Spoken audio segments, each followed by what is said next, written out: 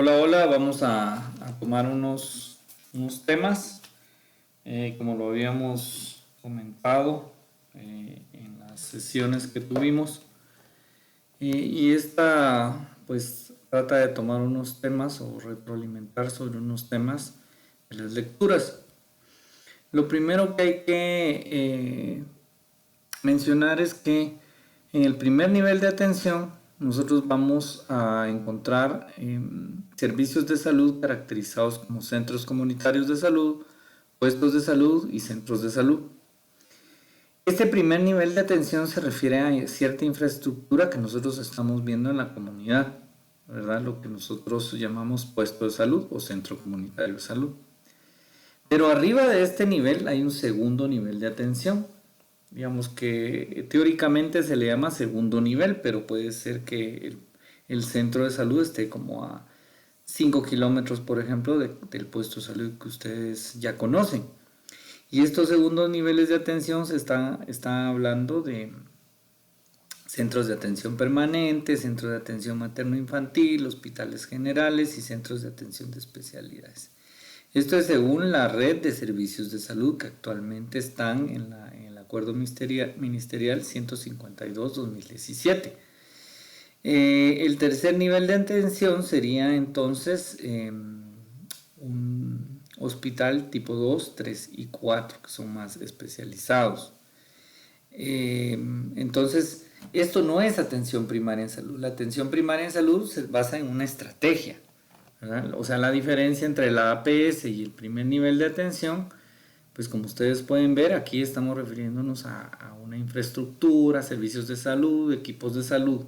Y la APS da características, principios, valores muy concretas que debe tener primero, segundo y tercer nivel de atención.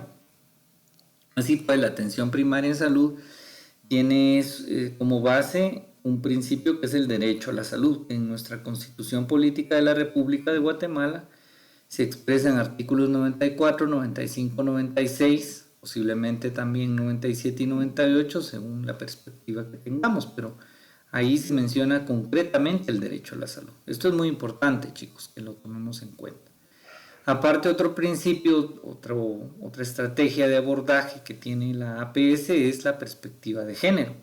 Esto nos da mayor cobertura en la prestación, en la provisión de servicios de salud y en la generación de normativas que tengan que ver cómo atender a ciertas poblaciones.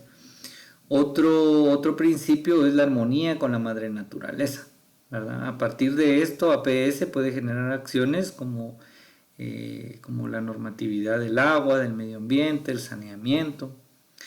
Y esto es muy importante, la pertinencia intercultural. Entonces, este es otro principio, otro valor de APS que es muy importante tomar en cuenta porque estamos en un país multiétnico, pluricultural, donde hay un pluralismo médico, en donde la pertinencia intercultural se vuelve clave para poder llegar a todos con un derecho a la salud, una universalización de la salud. Esta APS entonces se puede implementar como estrategia en puestos de salud, centros de salud y hospitales. Es decir, la APS va más allá, o sea, tiene que ver con educación en salud, tiene que ver con agua, como ustedes pueden ver acá. Tenemos acá más o menos símbolos que tratan de orientar lo que es la APS. Y otra vez la participación social. O sea, ese es un eje muy importante en la APS. Así pues, el proceso salud, enfermedad, atención merece una propuesta que nosotros estamos impulsando desde el curso de atención primaria en salud y salud pública, que es ver la salud, enfermedad, atención como un proceso dinámico, multidimensional y de carácter procesal, ¿verdad? Dinámico porque no es estático, es decir, es continuo. Y multidimensional, pues porque tiene muchas dimensiones desde donde ver este proceso, ¿verdad? Una de ellas es lo biológico, otro la situación económica, lo mental, ¿verdad? Entonces, la salud de enfermedad se considera como un continuo con diferentes niveles de equilibrio, ¿verdad? Cuando hay desequilibrio, entonces nosotros le llamamos comúnmente enfermedad, ¿verdad? Pero en realidad es un desequilibrio. Y entre esto hay discusiones varias, ¿verdad? Conceptuales, porque estamos hablando desde una perspectiva social, biológica, en ciertos niveles, ¿verdad? Por ejemplo, una salud individual versus una visión colectiva de la salud.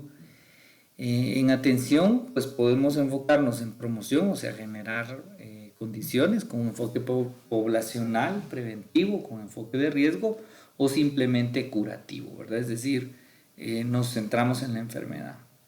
Hay discusiones políticas, ya que dicen el derecho a la salud, la salud, enfermedad, atención, puede estar vista desde un derecho, es decir, nosotros tenemos derechos inherentes, inalienables a la salud, pero también se puede ver desde un aspecto político como una mercancía, porque ciertamente en países como Guatemala el gasto de bolsillo es muy alto y entonces esta salud, enfermedad, atención se mercantiliza, ¿verdad? Ya no se ve al paciente, se ve la enfermedad, el costo que le puede generar al paciente, pero sobre todo la ganancia como profesional que va a curar. Ese es un enfoque que existe, que no podemos obviarlo. O como caridad, es decir, vamos a regalar servicios de salud, vamos a dar caritativamente, no como un derecho en donde yo merezco y ejerzo ese derecho, es exigible, no, es como una caridad, una limosna. Y también un enfoque donde se pueden delegar estos derechos o responsabilidades al Estado o al mercado. Es decir, ¿quién asume esta responsabilidad de la salud, enfermedad, atención? El Estado, proveyendo servicios, o se lo dejamos al mercado, ¿verdad? O sea, lo privado. Esas son discusiones que existen. Y entonces los conceptos orientan acciones y respuestas. Entonces, según cómo se piense y explique este proceso salud-enfermedad, así se actúa. Es decir, el pensamiento genera acción. Y entonces estos procesos o dimensiones en la salud-enfermedad pueden ser biológicos, ecológicos, de conciencia y conducta, y económicos, y hay otros que le ponen energéticos, ¿verdad? Cuando hablamos de una dimensión biológica, estamos hablando digamos, de que puede ser condicionada por temas exclusivamente biológicos, que tienen que ver con el sexo, la genética, el desarrollo, la edad, ¿verdad? La gestación. Cuando hablamos de una dimensión ecológica, estamos hablando de cómo esta dimensión, como el medio ambiente, las relaciones que tenemos con el medio ambiente, la higiene, la limpieza, contaminación, afectan este proceso, ¿verdad? Un ejemplo, ¿verdad? Si nosotros estamos en un ambiente donde hay mucha contaminación, por ejemplo, de aire, podríamos tener más susceptibilidad a sufrir enfermedades respiratorias. Entonces esta es una dimensión que hay que tomarla en cuenta.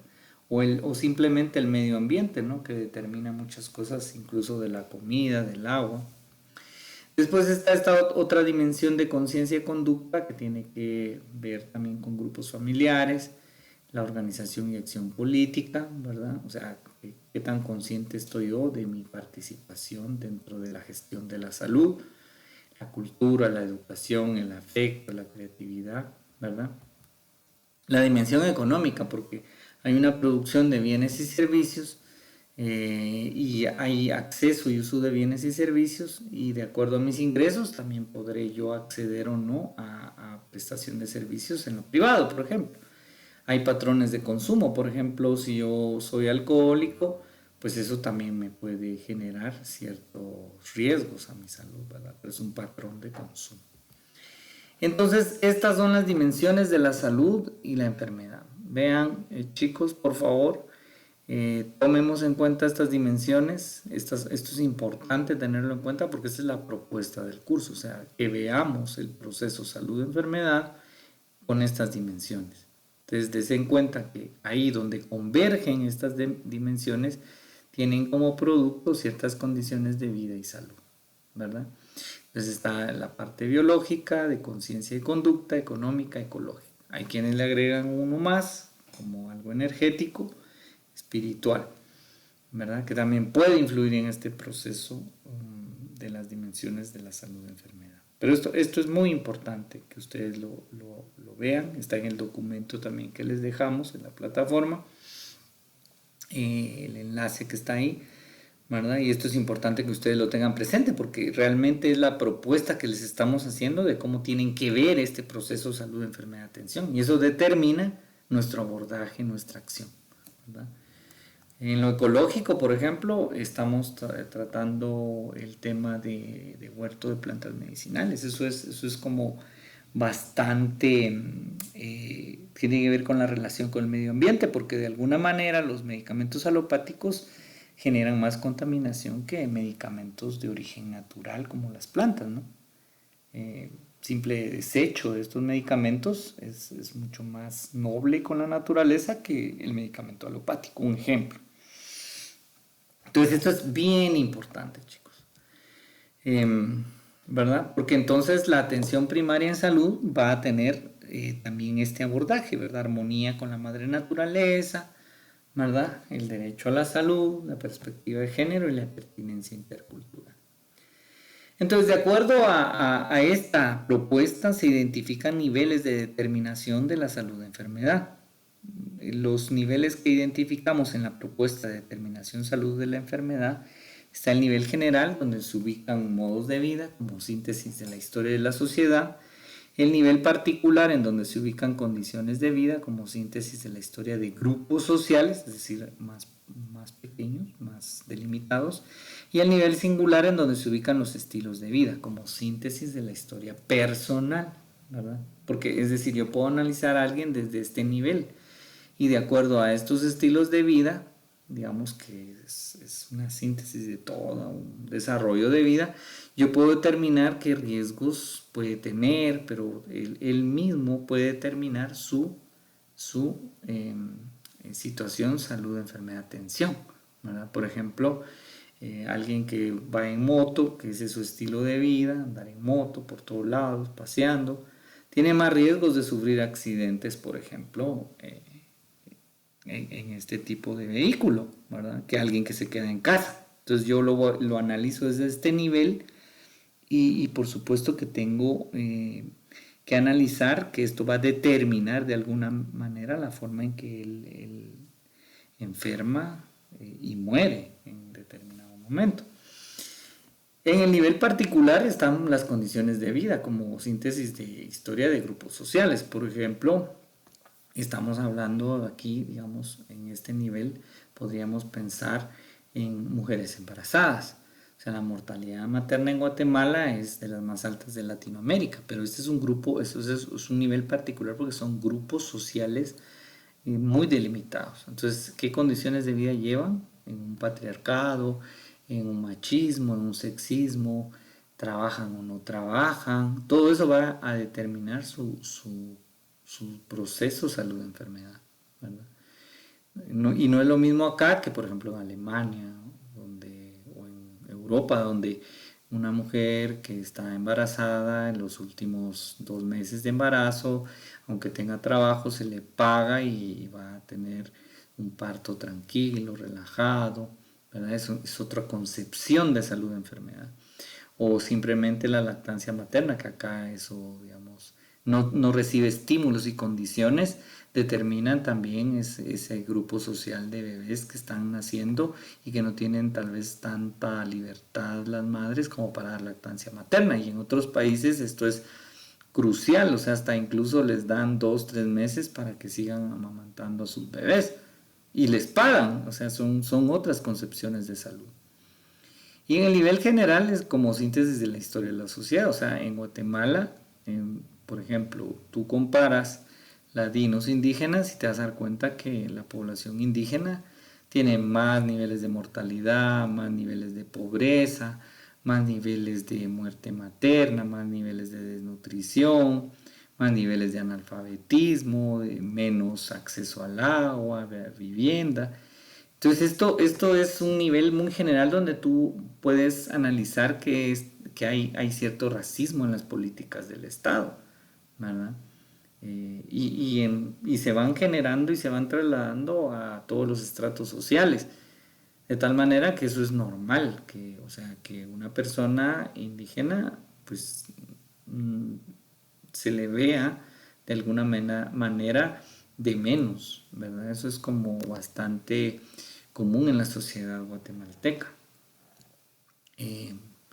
Bueno, y entonces esos son unos ejemplos. Entonces, a la hora de analizar esto, nosotros vemos características geográficas, topográficas, climáticas, que tienen que ver con modos de producción y dinámicas económicas. Es decir, en Guatemala, en este nivel general, nosotros podemos ver aquí organización política y participación. O sea, hay poca participación del ciudadano en la vida política y los pocos que participan son influenciados, por ejemplo, por los anuncios, por la cancioncita, y eso va a determinar un modo de vida. Es decir, qué políticas de salud proponen los distintos espectros ideológicos y partidarios, pues quizá no lo hemos analizado nunca, pero eso va a determinar un modo de vida al final, porque son políticas públicas las que nos determinan. Por ejemplo, el no fumar.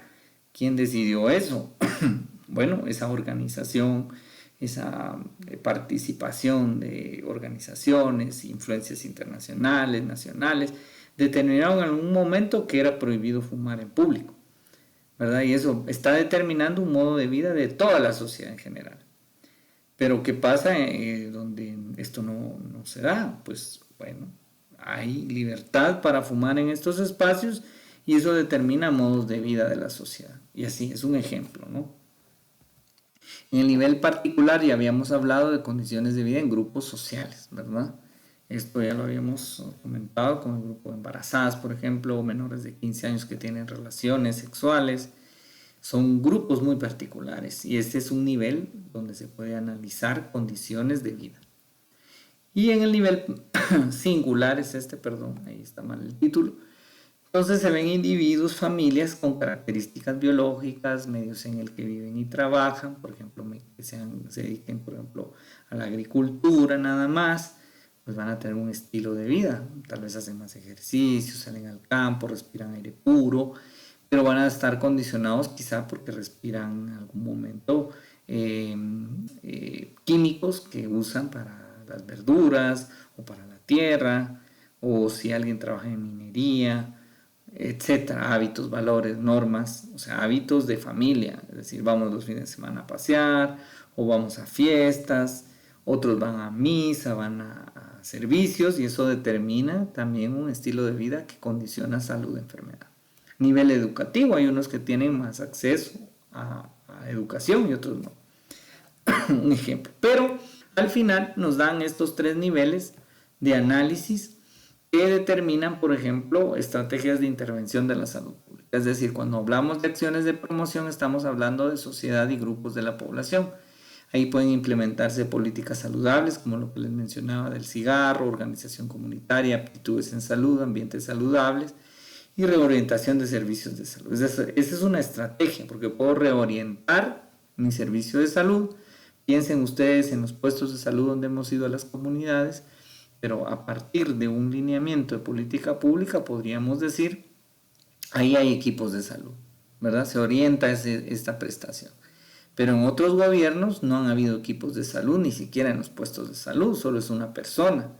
Imagínense ustedes el trabajo que implica para una sola persona lo que nosotros hemos visto que hacen estos equipos. Solo el hecho de la vacunación, todo lo que genera, las campañas de información, etcétera. Perdón. Y acciones de prevención en sociedad o grupos e individuos, pues ese es otro nivel de intervención donde se previene la enfermedad. Es decir, arriba las acciones de promoción generan condiciones para mejor salud. En los grupos en las acciones del nivel, digamos, de los modos de vida, pues puede generarse estrategias de prevención. Pero a nivel individual, estas acciones son más de curación. Es decir, yo un individuo viene y yo lo curo y se puede volver a enfermar, ¿verdad? Entonces, por ejemplo, si estamos en un nivel general, vamos a pensar desde un aspecto social y ahí hay que generar condiciones de salud. Por ejemplo, el agua, los drenajes, ¿verdad? Que lo hemos visto en las comunidades. Desde un nivel particular, son grupos de población como las mujeres embarazadas, yo puedo crear campañas de prevención, ya sea con vacunas, con educación para la lactancia materna, para prevenir que los niños, por ejemplo, estén tomando solo leche de bote. Y ustedes saben que la primera vacuna, como dijo Diego, es la lactancia materna. Un ejemplo, tal vez no es buen ejemplo. En lo singular, estrategias más de curación, porque son individuos, es decir, ahí es como un poquito más difícil pensar en generar condiciones, porque pues sí, por eso está englobado dentro del gran cuadro que ustedes ven ahí, porque el individuo se beneficia de todas las estrategias que están arriba, al final, de prevención, de promoción, pero la sociedad en general, digamos, no se beneficia de forma colectiva, porque yo no puedo ir y curar a todos, sino que los curo por sus características individuales. A eso me refiero. Este cuadro es muy importante porque ustedes pueden ver que de acuerdo a nuestra concepción salud-enfermedad y determinación de la salud, se dan estrategias de intervención en la salud pública. Entonces lo que vemos es que los cambios observados en los distintos niveles en los estilos de vida son cambios a corto plazo. ¿Por qué? Porque es curativo y rápido y es poco duradero, se pueden volver a enfermar. En las condiciones de vida son cambios a mediano plazo. Por ejemplo, conductas en grupos de jóvenes de menores de 15 años con relaciones sexuales. Con campañas fuertes podríamos evitar que se den relaciones sexuales antes de los 15 años, por ejemplo. Pero tiene que ser una campaña dirigida a ese grupo, porque no puede ir, por ejemplo, a grupos de 60 años o más. Tienen otra dinámica biológica, social, económica, ¿verdad? Y en las estrategias de intervención que tienen que ver con modos de vida en el nivel general, son cambios a largo plazo. Por ejemplo, lo de no fumar en espacios abiertos. Eso va a generar cambios a largo plazo, menos personas que se enfermen de cáncer, de enfermedades pulmonares respiratorias. Es lento, pero es más estable. ¿Por qué? Porque son como leyes. Entonces, es a lo largo del tiempo. ¿Verdad, chicos? Y entonces, para recordarles que entonces se propone una multiconcepción incluyente y desde la determinación social de la salud, donde influye el tema del antropoceno y la salud planetaria, que era lo que habíamos hablado. ¿Cómo vamos a ver una sola salud? Una sola salud es un concepto que podríamos decir trata de englobar, ver a la vida como una interacción, un intercambio entre la vida animal, vegetal y humana, donde la salud planetaria es clave porque es nuestra casa donde vivimos y lo que nos da los medios de vida, como el agua, el aire y las plantas para que nos alimentemos. Entonces, la visión de salud-enfermedad como visión de la vida tiene que ver con esto, tiene que ver con una dimensión mucho más grande que nos provee todas estas otras dimensiones en las mejores condiciones, es decir, una salud planetaria, una sola salud, como un todo integrado que nos provee bienestar. Si está, digamos, el planeta sano, pues nosotros obviamente vamos a estar sanos, porque vamos a tener recursos que no son infinitos para alimentarnos, para respirar, ¿verdad? Etcétera. Entonces, muchas gracias por su atención.